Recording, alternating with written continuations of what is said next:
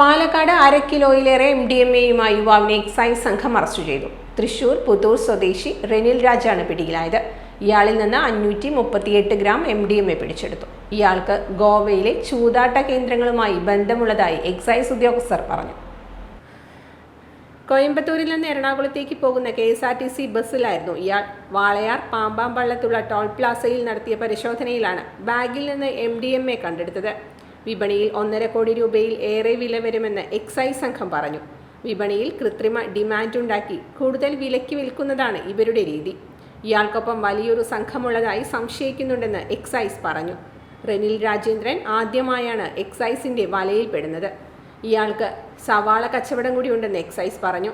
കഴിഞ്ഞ വർഷം പിടിച്ചെടുത്ത 1 കിലോ MDMA-യാണ് ജില്ലയിലെ ഏറ്റവും വലിയ വേട്ട.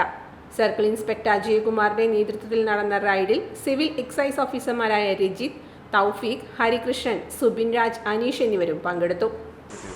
ഇതിപ്പം കോൺട്രാബാൻഡ് 1/2 കിലോ ഉണ്ട്, 1/2 കിലോയ്ക്ക് മേളിലുണ്ട്. അതായത് 0.538 ഗ്രാം ഉണ്ട്.